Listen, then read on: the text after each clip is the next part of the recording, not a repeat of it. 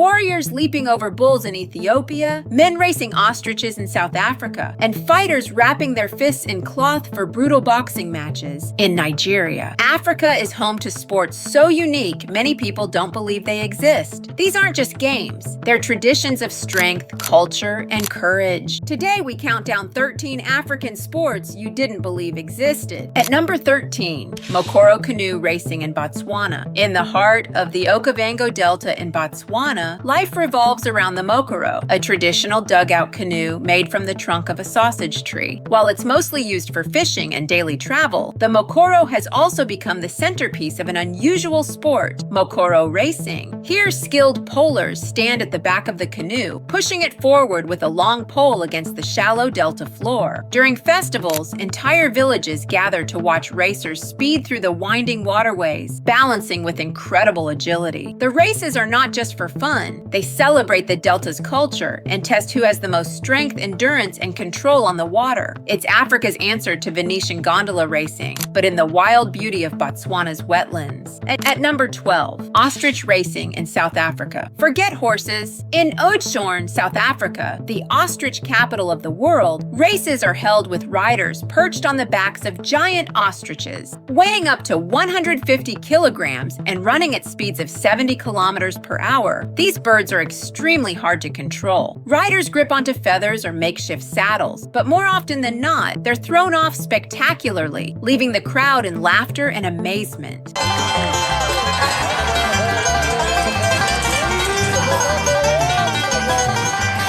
Ostrich racing began as a tourist attraction in the early 20th century, but soon became a quirky tradition in the Karoo region. While animal welfare concerns have limited some racing today, it remains one of the most bizarre and uniquely African spectacles. Few people outside the continent believe it even exists until they see it for themselves. At number 11, desert sandboarding in Namibia, Morocco, and Egypt. Imagine snowboarding, but instead of icy mountains, you're gliding down giant golden dunes. That's sandboarding, a thrilling desert sport popular in Namibia, Morocco, and parts of Egypt. Namibia's dunes, some of the tallest in the world, have become a global hotspot where adventurers strap on boards and launch themselves downhill at breakneck speeds. The sport is tough. The sand doesn't glide as smoothly as snow, meaning riders need more balance and skill. Locals turned it into a tourism activity, but it has deep African roots. Children in desert communities have been sliding down dunes on makeshift boards for generations. Today, sandboarding has grown into organized competitions and even extreme stunts, where riders attempt jumps and flips. It's a sport you'd never expect to find in Africa, but one that perfectly uses the continent's natural landscapes. At number 10,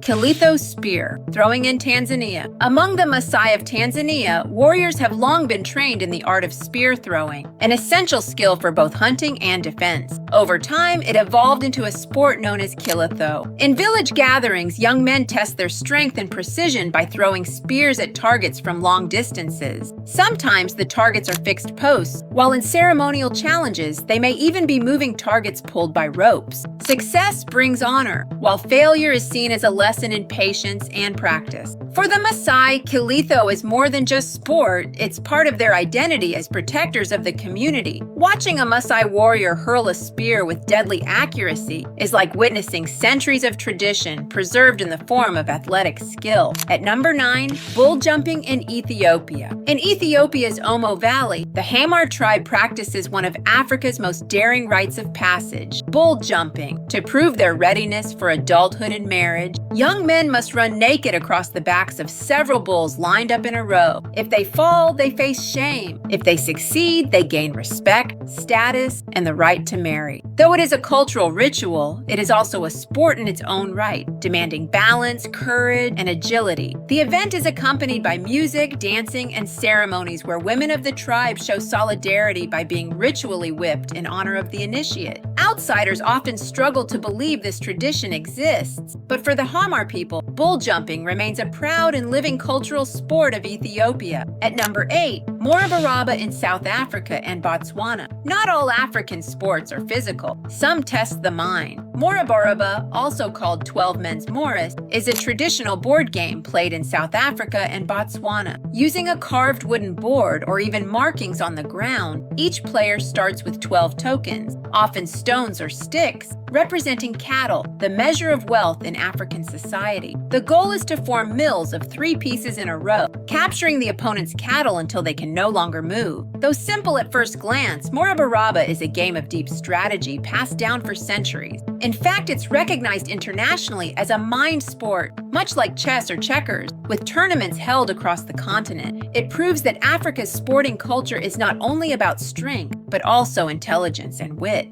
At number 7, Fannerona in Madagascar. On the island of Madagascar, Fannerona is more than a pastime. It's a national obsession. This complex board game, played on a rectangular grid, involves moving pieces to capture opponents through approach and withdrawal moves. The rules are deceptively simple, but mastering the game requires sharp strategy and foresight. Historically, Malagasy kings used Fannerona as a way to sharpen their minds for war, and today it remains a cultural treasure taught to children across the island. Even Napoleon Bonaparte was said to have been fascinated by Fannerona during his exile on St. Helena. For many outsiders, it's surprising to learn that Africa has produced such sophisticated strategy games. But for Madagascar, Fannerona is as important as football is elsewhere. At number 6, camel racing in Somalia, Sudan, Eritrea, and Niger. In the deserts of East and North Africa, camels are more than beasts of burden. They're racing champions. Camel racing is one of the most thrilling spectacles of desert life, especially in Somalia, Sudan, Eritrea, and Niger. Riders guide their camels at breakneck speeds over long distances, with crowds cheering and betting on their favorites. The sport blends tradition with modernity. Once ridden by jockeys, many races now use small robotic riders for safety. These powerful animals can reach speeds of 65 kilometers per hour, making races both dangerous and exciting. Camel racing is tied to culture, trade, and pride, especially among nomadic tribes who see their camels not only as transport, but as champions of the desert. At number 5, Ningolo in Angola. In Angola, a fluid and acrobatic martial art called Ningolo has been practiced for generations. Performed in circles with music and rhythm,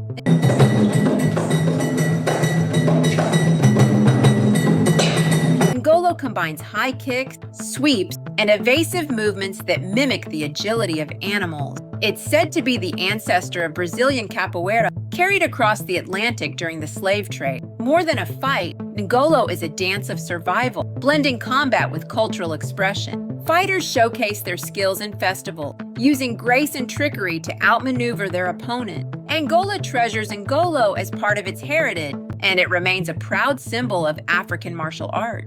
For many outside Africa, the idea of an ancient martial art on the continent is hard to believe, but Ningolo proves Africa has always been home to warriors of rhythm and movement. At number 4, donkey racing in Kenya. In Lamu, Kenya, donkeys are not just used for carrying goods. They're raced in wild, noisy competitions that draw crowds from across the coast. The annual Lamu Cultural Festival hosts some of the most famous donkey races, with jockeys riding bareback through narrow island streets. The sport is chaotic, hilarious, and deeply entertaining, as donkeys are notoriously stubborn and unpredictable. Yet for the local, winning a race brings pride and honor, since donkeys are a vital part of daily life on the island. Visitors are often shocked to learn that Kenya has its own form of animal racing, but donkey racing has been a beloved tradition for generations, blending fun with cultural pride. At number 3, Senegalese wrestling, lamb in Senegal and Gambia. In Senegal and Gambia, football may be popular, but the true national sport is wrestling, known as lamb. Unlike Olympic wrestling, lamb combines traditional grappling with pre-fight rituals, drumming, and spiritual chant.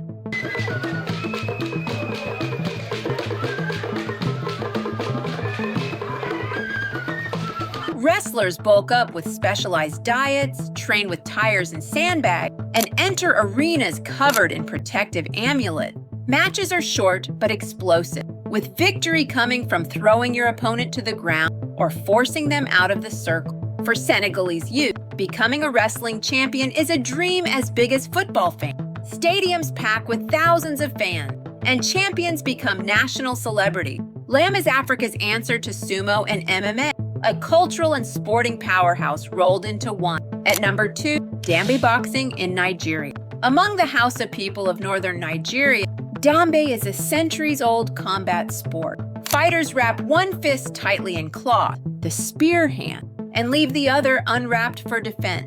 Using punches, kicks, and wrestling holds, they battle in sandy arenas to the sound of drummers and chant. Traditionally, Dambe was performed by butchers to display their bravery, but today it has become a popular sport across Nigeria and even online. Matches are fierce and brutal, often ending in knockout. With its mix of tradition and raw fighting spirit, Dambe is one of Africa's most surprising and most dangerous sports. At number 1, Nguni stick fighting in South Africa. At the top of our list is South Africa's Nguni stick fight, a sport with deep warrior roots. Practiced by Zulu and Xhosa communities, it involves young men dueling with long sticks and small shields. The fight is fast, intense, and often bloody, but it is more than violence. It is a rite of passage. Boys learn discipline, courage, and respect through stick fight, preparing them for adulthood. Matches are often held during traditional ceremonies, with rules that emphasize honor and control. Today, it is still practiced in rural areas and showcased at cultural events, reminding South Africans of their warrior heritage. For many outside Africa, the idea of men fighting with sticks in ritualized combat sounds unbelievable, but for the Nguni people, it is a proud tradition that lives on.